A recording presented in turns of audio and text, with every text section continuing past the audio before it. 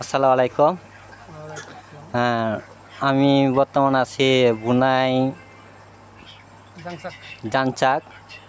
আমি এই জায়গায় আইছি, মনে করেন একটা ক্যাম্পে আইছি, বাংলা ক্যাম্পে। কিছু কথা জিজ্ঞাসা করতে, বাংলায় কত টাকা পারিতে পারে না পারিতে পারে এটা জিজ্ঞেস করতে। এরকম আইসি ধরেন আমি 1 বছর হয়ে গেল প্রায়। তাতে কোম্পানি খারাপ না ভালো কাজ করতেছি। মাসে কোনো মাসে 30,000, কোনো মাসে 50,000, কোনো মাসে 40,000 পাঠাইতে পারি।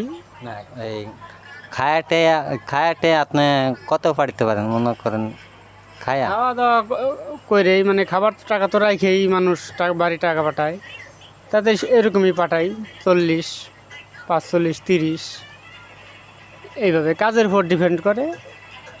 আর 8 ঘন্টা ডিউটি, আর মনে করেন যে 22 টাকা বেসিক।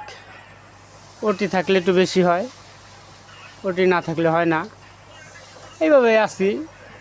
তবে এই যে খাওয়া দাওয়া তো খাওয়া দাওয়া কষ্ট হয় না, তাই না? না, খাবার দাবার কোনো কষ্ট নাই। খাবারের টাকা রাখি, যেটা ভালো লাগে সেটা কিনি, এইভাবে আছি। তবে আছি আলহামদুলিল্লাহ, ভালো আছি, খাওয়া দাওয়া ভালো করতেছি।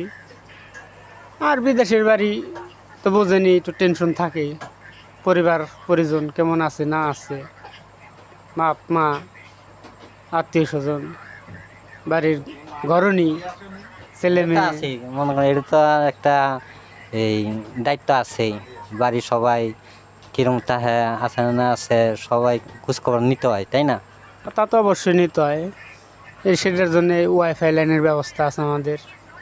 এটা কোম্পানির না, অবশ্য নিজেরাই লাইন আইনে আমরা যোগাযোগ মাধ্যম করি। তাতে আছি, ভালো আছি। আর এই যে পাসপোর্ট, এই যে ভিসা লাগানোর জন্য আপনার কোম্পানি দেয়? হ্যাঁ, পাসপোর্ট আসার পরে কোম্পানি নিয়ে নিচ্ছে। তো ভিসা আমাদের হয়েছে, আইসি আছে, কোনো সমস্যা নাই।